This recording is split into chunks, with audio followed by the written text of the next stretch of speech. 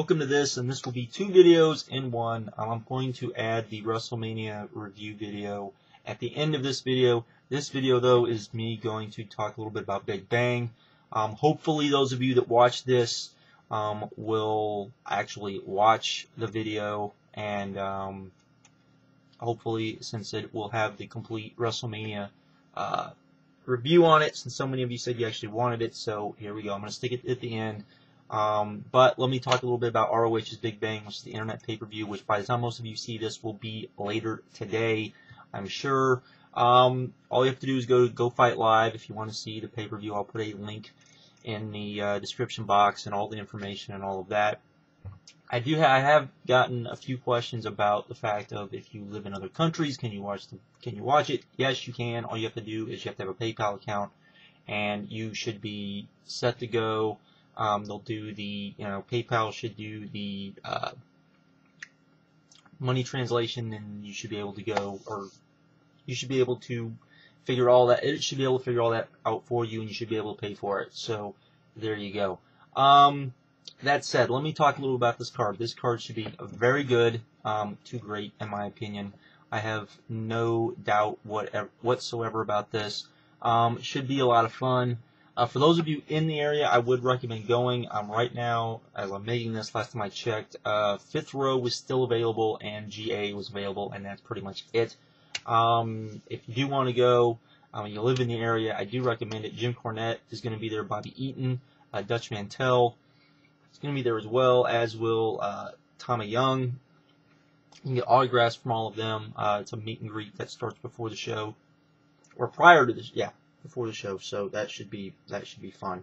And then the matches themselves that is announced.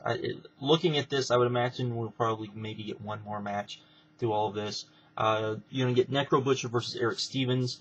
This should be pretty good. This is part of the whole Necro Butcher versus Embassy thing with Prince Nana. Eric Stevens, I like Eric Stevens a lot myself. I do think that he's been kind of stagnant of late.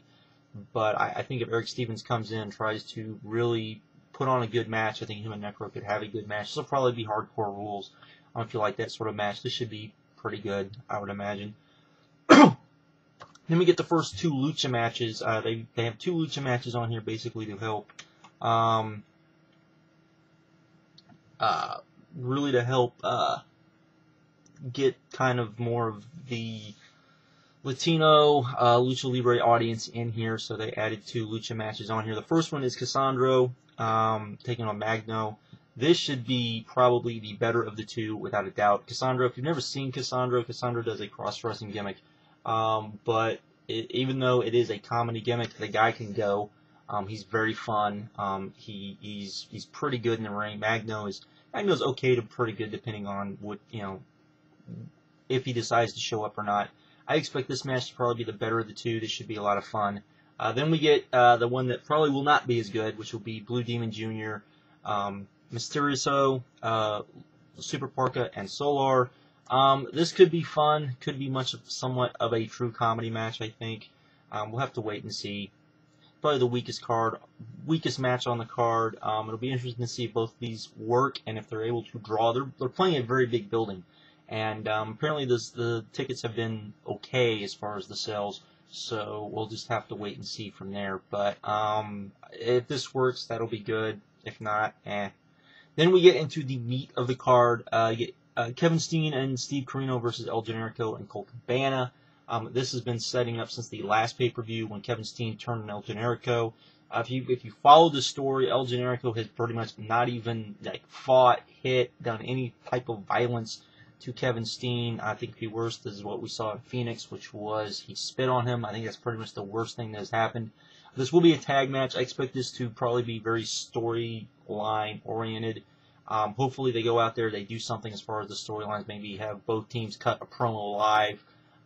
So that should be, hopefully that comes off good. I think this could be really, really good. Particularly if the entire story of the thing is El Generico wanting to get Kevin Steen, then gets Kevin Steen, and we get maybe just 5 minutes of El Generico killing Kevin Steen, which I think eventually will set up to the match, which will be at the next pay-per-view, which will be in Canada, Kevin Steen versus El Generico. So you have that. Then we have a pick 6 match Kenny King, who is number 5, taking on Davey Richards. I would imagine Richards going to go over here, take Kenny King's spot. I know some people won't be happy about that, but anyways, I think this is Kenny King's like test to really see if he can deliver.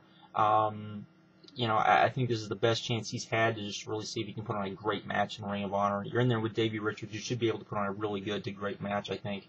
And this should be a lot of fun. If you've never seen Davey Richards, this should be a very good opportunity to see him. If you've never seen Kenny King, this is another really good chance just to see him. Then we get the first of probably the must-see matches, which will be Jay and Mark Briscoe taking on the Kings of Wrestling for the tag titles. Kings of Wrestling being Chris Hero and Claudio Castagnoli. This should be excellent. This was also set up at the last pay-per-view where Kings of Wrestling attacked the Briscoe brothers after the match. I expect this to be very, very good to great without question. I think you're going to go out there and just tear the house down. Then we get the main event, Tyler Black versus Austin Aries versus Roderick Strong in a triple threat match. Elimination rules apparently, so it will be more of a three-way dance. This should be awesome after Phoenix. After seeing just a hint of what this could be, I think this will be an awesome, awesome match. And overall, I think for the price, I think this is definitely worth the price without questions. And I definitely recommend everyone checking this out if you can. Should be very good. I know last time the audio was bad. Dave Lagana, who is head of all of that, before the first pay-per-view was even over, was saying this will not happen on the second pay-per-view. For those of you that are wondering, about the stream and how the stream worked, for all of us that got it last time, the stream worked perfectly. For me, I think I was the only one that lagged on, and the reason why I lagged on me was because I had too much stuff open at the time. I had Skype open and a couple other things that take up a lot of memory, but I was still able, and I would only lag on the high def end. If I did the standard end, it was fine and ran perfect. So pretty much you shouldn't worry about that. If, like me, I will not actually be able to watch it tomorrow night because I have to work, so that's gonna suck. But if you are like me, or if you're in another time zone or something else, and you're wondering how you can watch this and you want to give Ring of Honor your money, very easy. Go Fight Live will upload it, I think, anywhere between 24 and 48 hours late after. They will upload it. If you buy it once, you can watch it forever. For as long as Go Fight Live has it up there, you can watch it. Pretty much they keep everything up there so indefinitely. So you can watch it as many times as you want. So there is that as well. So that should be good too for anyone that does want to watch it and does want to actually, give Ring of Honor their money for putting on a show like this. I think this will be excellent. I think this will definitely be worth the money. They don't have to pull in a lot of people. I think the last time their show only got 1,000 people. I say only 1,000 because I really felt like they were going to get more with that, with the buzz and everything else. And with as many people told me that we're going to get it, it kind of surprised me. And just so you know, if you think streaming this or downloading this from a torrent site is the way to go, let me tell you something. It's not. Pretty much everyone that did this last time had crappy picture, and it was far worse because apparently this site actually knows what they're doing and has everything set up. And it took about a month before someone actually got a good picture version that you could actually download. So that should tell you something about it. If you want to see this and you want to see this in a good quality, you need to buy it. It's not very much. It's definitely worth the money. It's a third, probably. It's a third of what TNA even charges for the most part. So it's definitely worth the money. And with that, I'm out. The actual WrestleMania review that I tried to upload yesterday will follow this. Thanks everyone for listening. Go get the Big Bang.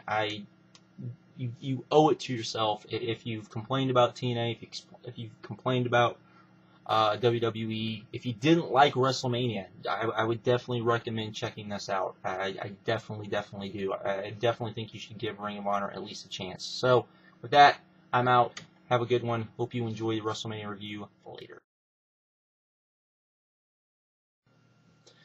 Hello all, and welcome to this, and this will be my WrestleMania 26 review. The actual review the pay-per-view review, as I finally watched it today. I know a lot of people wonder why I wait till I actually see it. The reason is because when you see something live, it is very different. It's a very different experience. Most people are never going to be able to see it live, so when you recommend the show, really what you're recommending is what everyone's going to see, which is the DVD or the pay-per-view or whatnot. So, there we go. That's why I do it this way. That's why I do the star ratings this way. I think it's a little better. That's just myself, but it'll be pretty much, if you watched a lot of my thoughts, it'll be pretty much along those lines. A lot of this was just reiterating that, making sure that there was something that maybe you didn't get on television, or sometimes it's better, sometimes it's worse. This kind of depends. We'll say this, the commentary was pretty pathetic on here, but, I was able to trudge through it. So while I thought it was not as good as it needed to be, I didn't think it was so bad that it overly hurt the pay-per-view, so there was that.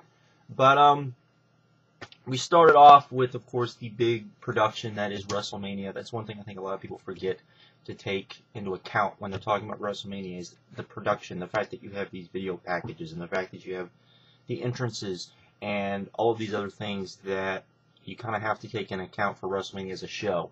Because WrestleMania is much more of a show than it is a wrestling event, and I think a lot of people sometimes forget that. They want it just to be a pure wrestling event, and I never look at it as necessarily a pure wrestling event as much as it is a show, a spectacle, all of those sorts of things.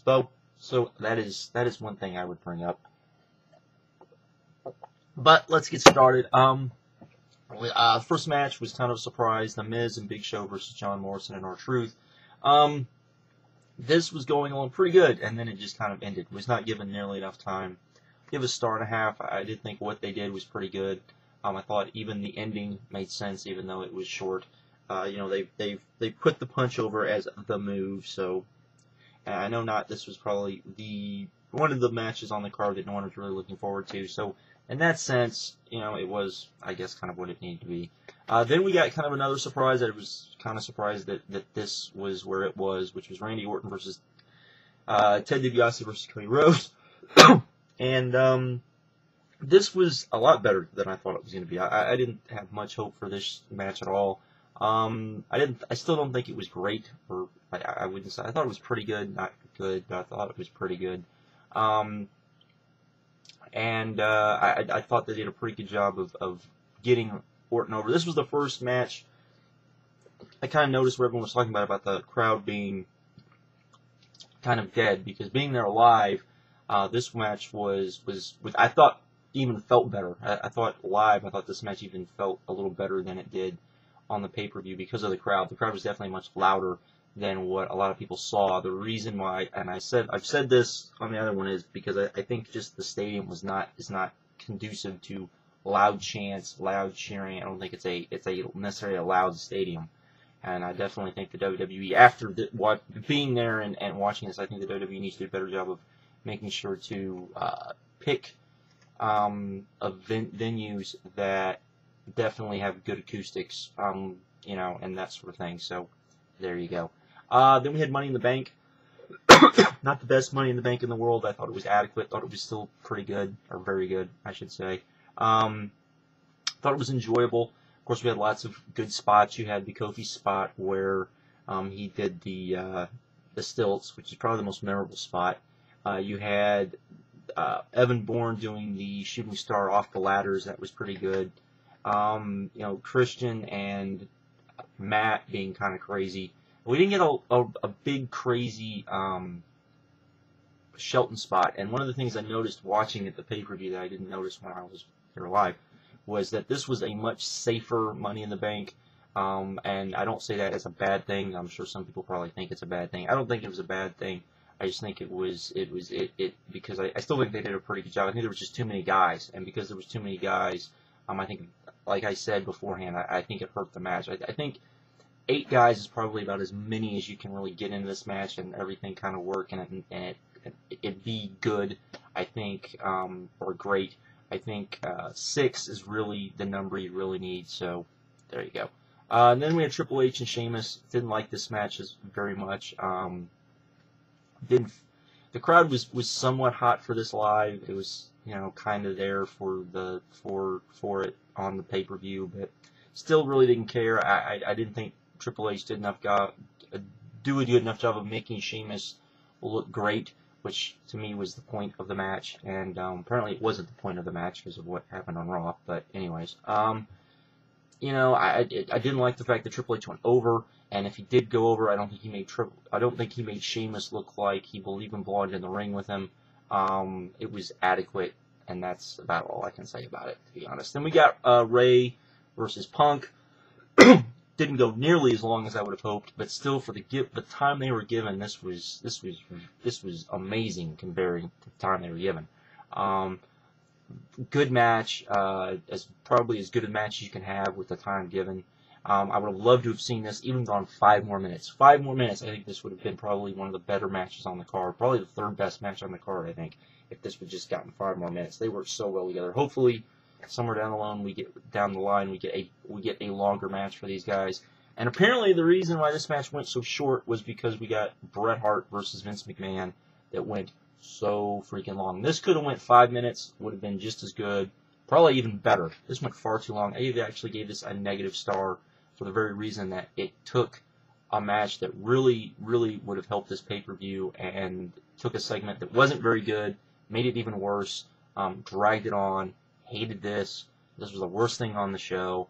On being there live, it dragged. Watching the pay-per-view, it dragged even more, so this gets a huge thumbs down. Then we got Chris Jericho versus Edge.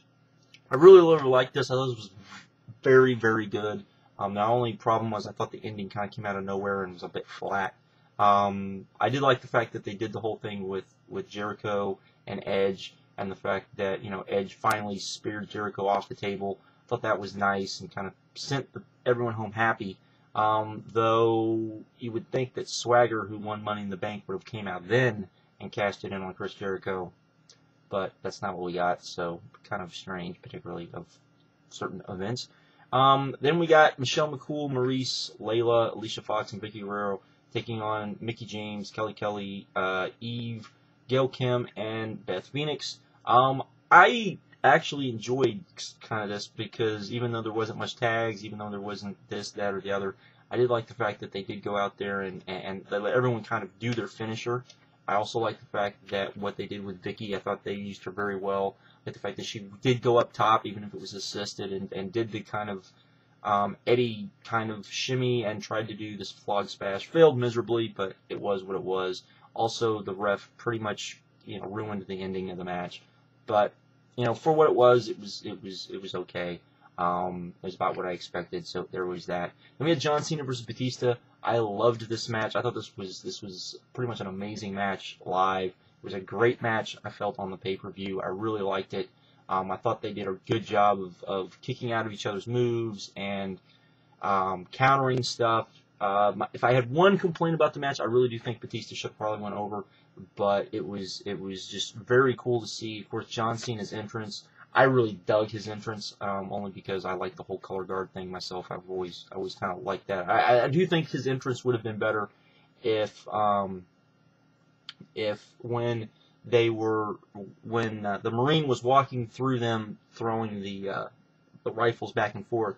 If that had been, we get to the end, rips off everything. It's John Cena. He rips off the uniform, runs out. I think that would have been a very, very cool ending. And they may not have wanted to do that, but. There was that. And I really liked this match. I thought this match was really good. Had a lot of heat. Much better than I thought it would be. Wasn't looking very forward to. I thought both guys, and some people probably say it was a little, you know, spotty, and it was, you know, that it was maybe a little sloppy. But you know what? Sometimes you just have to go on stuff that's just, you know, the fans were into it. This was fans were far much more into this than anything else on the card up to this point. So then we got to the match that this entire card was built around, Undertaker versus Shawn Michaels. This was absolutely amazing live. I love this even more than I did the match last year live, and watching it on PPV, I loved it just about as much. Would have really helped to have JR there, no question, not even going to deny that. I eventually just started ignoring the commentator team and just kept watching the match. It was a little sloppy, and I know some people probably didn't like that, and probably won't like it as much because of that. I was able to look past that because the ending of this match to me is just amazing.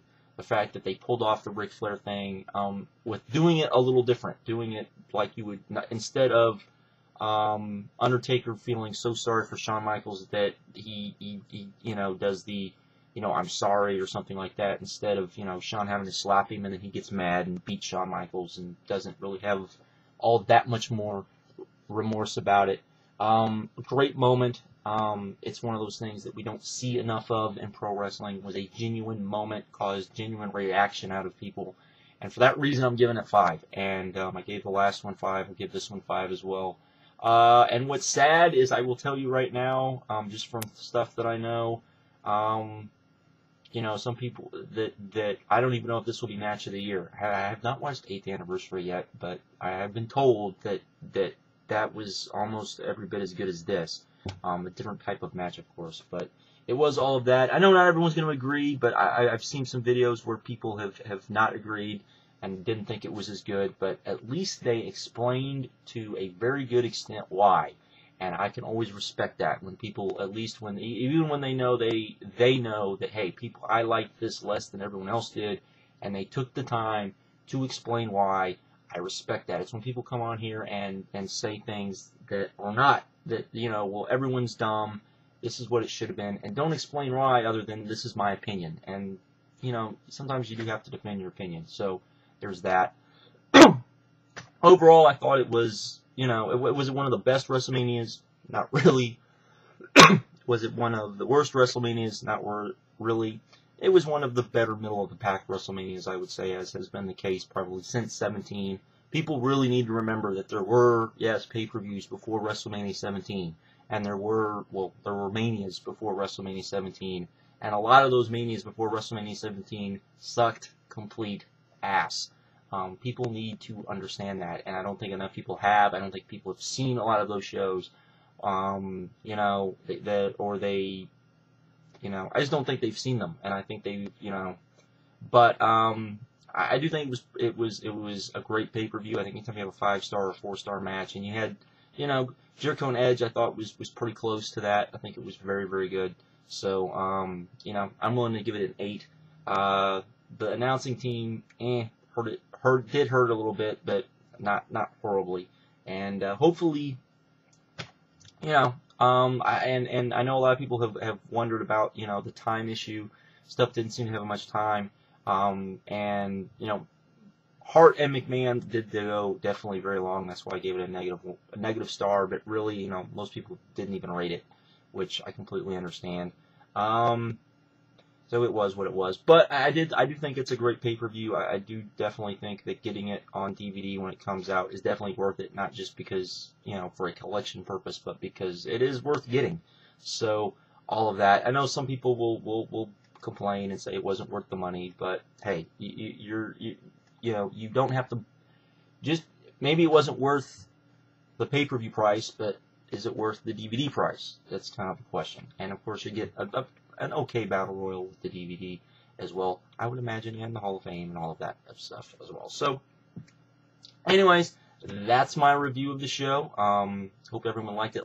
Also, I have to say that it was nice to see that one of the things I was worried about was the production of the show, which I thought was really, really good there live. Definitely came through as far as the show itself. So that was good too. So, anyways, I'm out. Have a good one. Later.